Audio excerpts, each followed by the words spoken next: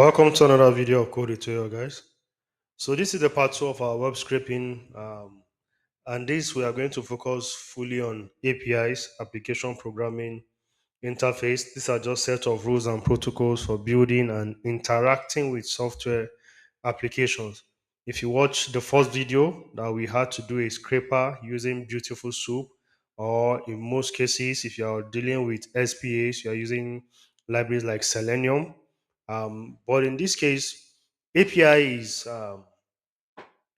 more like a programming interface that is provided to you by the company that owns the data so they can control what you see, what you fetch. They can keep track of all of these things. So this one of the best and legal way to connect is actually API. So we have tons and tons of APIs out there. Some are free, some are paid, some are public, some are private. It totally depends on who is providing and what they are providing.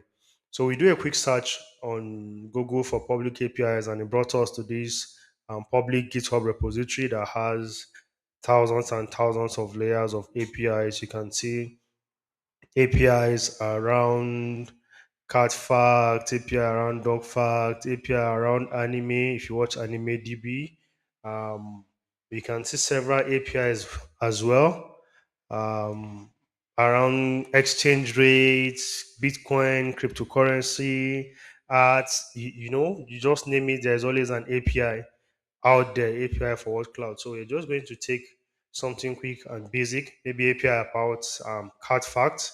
It's called Meow Fact, and there's always a documentation for every API. So this guy is saying if you come to this link right here, you hit our API and will respond. So this is responding, just giving us, I think each time we refresh, it give us some random cat fact. So then again, if I look at the documentation, it says the response comes as a JSON and with a key data with an array of facts. So this is what I'm looking at right now, making a whole sense to me. So now I'm trying to make sense of the structure so I can use it either in my application or in my data analytics or in training my AI, whatever it is.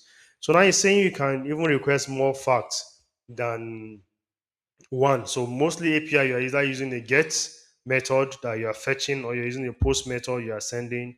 We are not in application development class or software engineering, so I don't have to tell us all this. But then you can provide a query at the end of this, and the query can be count.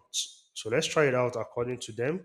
I said we can provide, whenever I see a question mark, we can provide a query. And let's say we want to say about six, starts from 0 to 5. So this should return, yes, this should return with one, two, three, four, five, six different facts about cats. So imagine you're building a software, you're training an AI that will always respond to cat owners, tell them facts about cats, or you want to do analysis about, you can just do build a chatbot, you can just do a whole lot of things. As long as you have the data and you have the skill, you can build endless stuff. So since this works this way, let's quickly connect to this API and see what we can get out of it. I think it even have some variables so you can change the language and English, German, Espanol. So let's do this. We come back here and say, for everything we want to connect to a particular network or web server, you always need requests because it's one that comes with Python and it connects with HTTP properly. In this case, I don't think we need a beautiful soup since we are not trying to scrape off an entire HTML element. Now we are interacting with API, and APIs are getting data directly from the database. So, just understand the flow of data. So for this, we need a URL as well. And we want our URL to be this. Just exactly the URL they provided for us in the example. And for our response, we want it to be our r.get URL. And let's print out our response and status code. So this should return 200 if we have a connection. If not, it will return a 404 on internal server. So this returns a 200. That means we have something to work with. So what do we do next? Let's move forward with our response and see the data that we have. So, um, If I'm building an application or to add a check, I'll add and condition. I'll add a condition to check if the response status is okay and all. But I'm not doing all of that for this video. I'm just writing a flat code, going smooth as we can. So we say content. We want our content should be equal to response and return our content as JSON data. Um, let's see what we have here right now. It should give us a JSON version of it. So it said your cards can recognize your voice, but are too cold to. So this is just you returning one. Remember, according to their documentation, I can add a question mark here and add a query of counts. Is it a count or a count? And let's say we are counting for six. So this will return six different cat facts for us at the end of the day.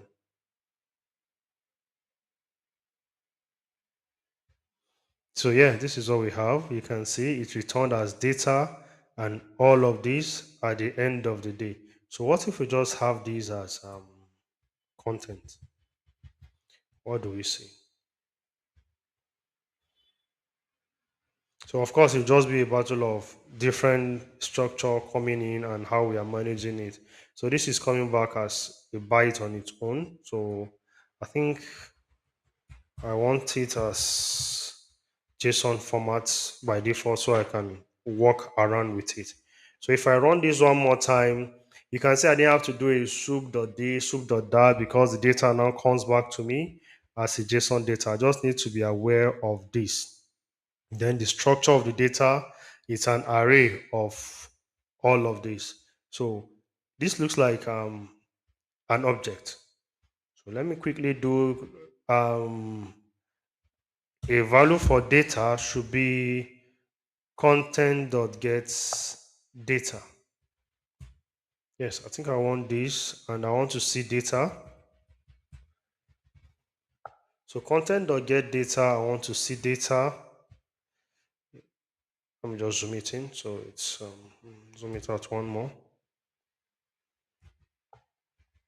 One more time, content.get data. Let's see what it returns to us. Um, yes, we can see that it returned an array of these guys. So if I just want to see all these items one after the other, of course, either I'm using a list comprehension or I'm using that. So for facts in data, what do we want to do? We want to print fact. So for every fact we see in data, we want to print the fact. So that means we want to print those facts out one after the other.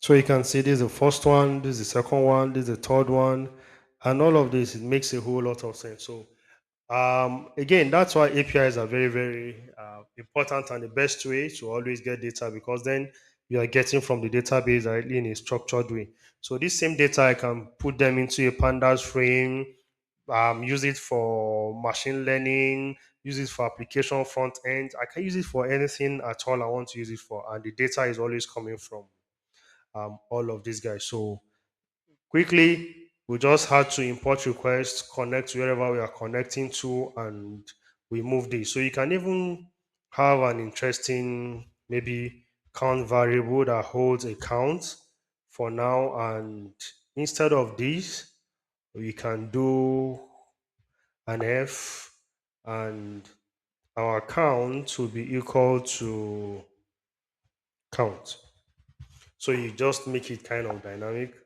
As you're working, you can always update the count here, and it goes. Maybe your count is even coming from an input field from your application, or whatever the case is that your account is coming from is the same thing. You can see this is just true for us. So the best approach to get data from a third party or from some providers is actually to use their API and not to try to scrape off their website. So I hope you enjoyed this. two video parts for getting data of the web, either the scraping way or the API, the legal way. Again, a disclaimer, all of these videos are for educational purpose and just for you to be able to learn and understand what these things are. So see you in the next video. Bye for now.